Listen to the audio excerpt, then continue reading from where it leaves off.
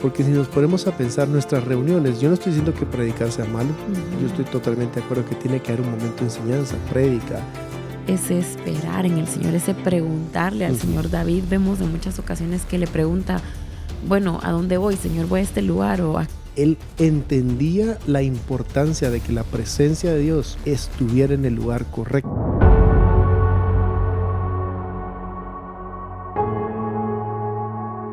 Y el ambiente que vemos que David quería cultivar, en ese ambiente definitivamente había adoración. Eso es evidente. Leíamos en la sesión anterior que él diseñó instrumentos para adorar. Había gente siendo pagada para ministrar, para cantar. Y cuando leemos el libro de Salmos, vamos a ver, quizás te has encontrado en algún Salmos que dice Salmo por Asaf, Salmo por Emán, Salmo por Jedutum. Estos tres nombres son tres nombres importantes porque ellos eran como los jefes de los músicos. Él tenía tres personas encargadas de hacer canciones, de ministrar y mostrárselas a David, y David adoraba con estas canciones. Y estos tres músicos no eran solo músicos que eran súper diestros para tocar o cantar, sino que eran profetas. Entonces la casa de oración, el diseño era un lugar donde había un ambiente de adoración dirigido por profetas.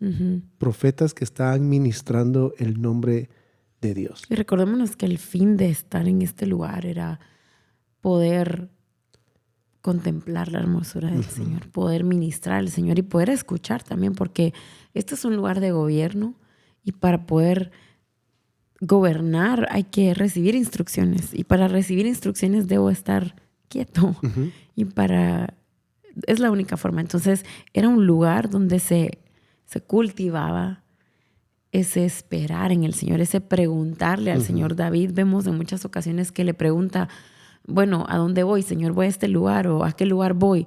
Y el Señor claramente le decía allá o no allá, o hace esto, o destruye estos enemigos. Pero David aprendió a cultivar esto en momentos difíciles, y luego en el tabernáculo de David ese era el centro, era esperar en el Señor, era la presencia de Dios, y por eso vemos que su gobierno, el fundamento era cultivar esta presencia. Y ahí diste en el punto, que la casa de oración es un lugar de gobierno, y si es un lugar de gobierno se tiene que priorizar hacer esto, porque si eso no es la prioridad de la casa de oración, no hay gobierno. No hay gobierno. Ahora, en tus notas tenemos unas llavecitas que son quotes importantes. Son frases importantes. Y es una pregunta: ¿será que la iglesia ha perdido el priorizar este diseño y ha puesto modelos o ha puesto estructuras meramente humanas que no permiten que la iglesia camine dirigida por el Espíritu Santo? Sí, yo creo que sí. Desafortunadamente la iglesia ha perdido el enfoque de Jesús. Muchos lugares lo que menos se habla es Jesús, y más de programas, de actividades, de tips para el hombre, cosas en cómo nosotros podemos ser mejores. Y no es que sean malos los programas, no es que sean malos tener actividades, está bien tenerlas, pero el problema es que esto ha tomado un lugar más importante que ministrar la presencia del Señor y preguntarle a Él, ¿será que hacemos este programa? ¿Será que salimos a hacer esto? ¿Será que esta es la actividad que quieres que hagamos? Se hace desconectado. Y nos desconectamos de lo que tenemos que hacer y nos ocupamos tanto al punto que no estamos priorizando, así como David, que priorizó recapturar el arca del pacto cuando se había perdido. Yo creo que esto hace una referencia a la parábola de las vírgenes, en cuando las vírgenes priorizaron el aceite, que representa la intimidad, que representa ese lugar de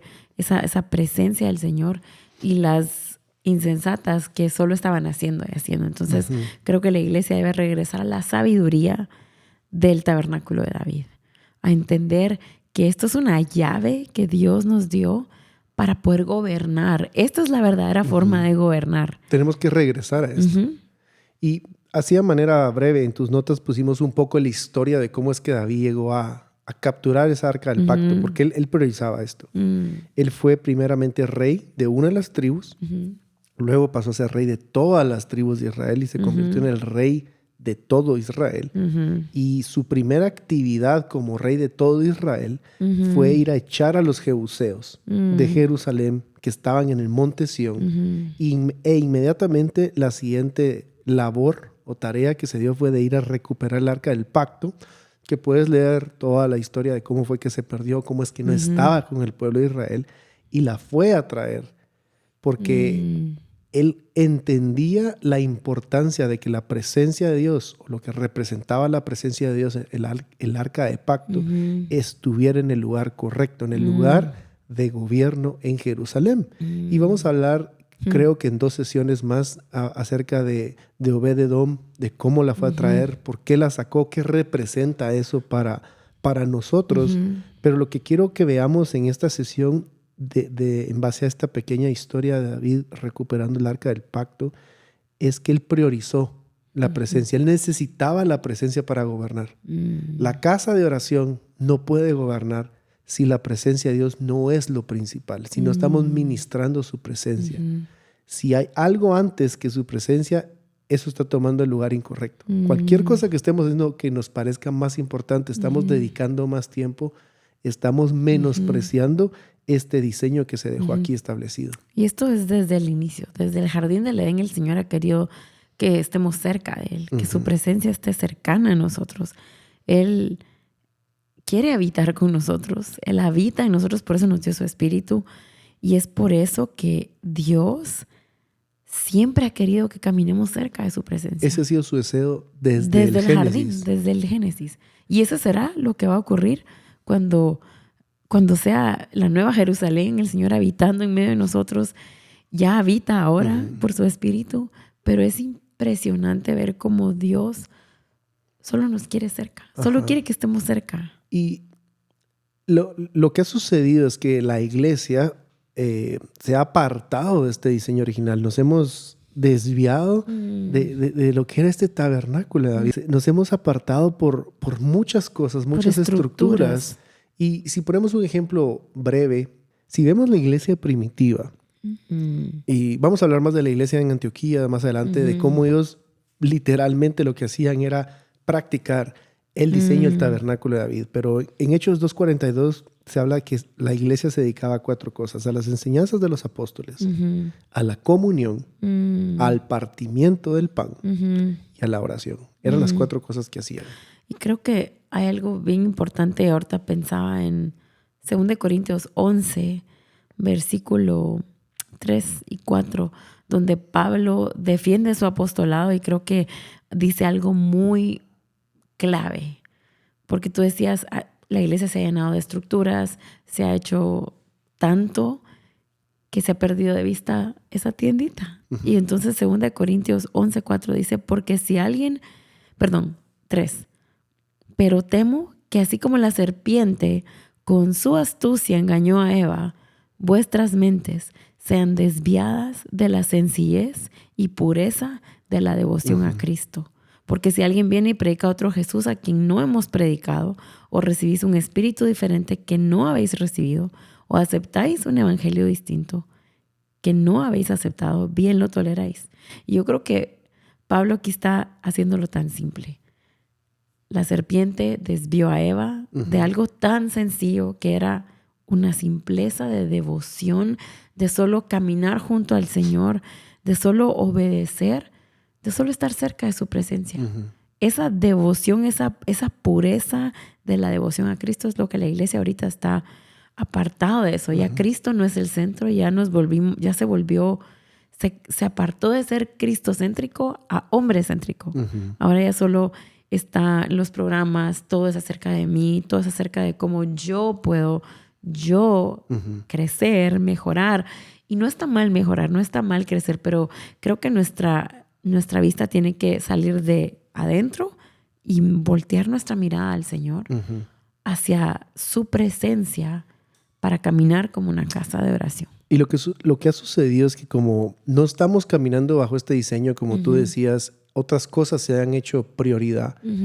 Y el diseño de la casa de oración, el tabernáculo de David, era una comunidad de personas, como leíamos en la sesión anterior, grandes, pequeños, maestros, alumnos, discípulos, todos juntos. No era necesario que hubiera una jerarquía donde alguien se mire más importante que otro para decir, ok, ahora sí va a funcionar.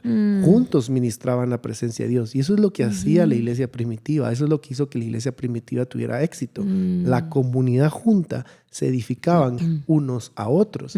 Sí hay llamados, sí hay autoridad, sí hay personas con diferentes asignaciones, totalmente de acuerdo.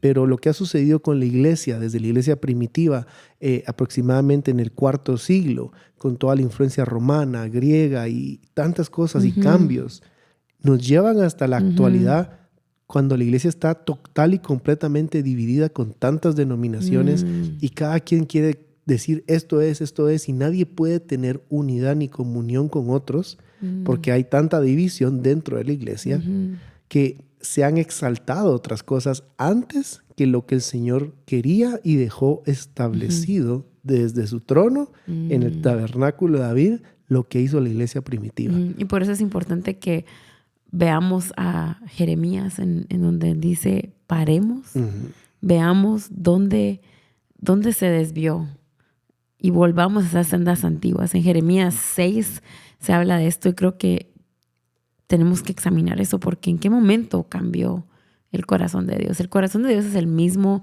de ayer, de hoy y de siempre.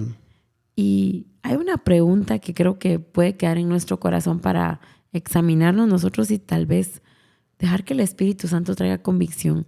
Y es que ¿será posible, o creen ustedes, y nosotros creo que lo hemos discutido, que muchas de nuestras expresiones de iglesia o de reuniones o de búsqueda del Señor ahora están siendo solo adaptadas a nuestro ambiente cultural en vez de que sean algo que realmente sea un reflejo de lo que Dios diseñó para originalmente como esas reuniones para nosotros de adoración al Señor? Por ejemplo, eso que está diciendo creo que es la pregunta que nos tenemos que quedar.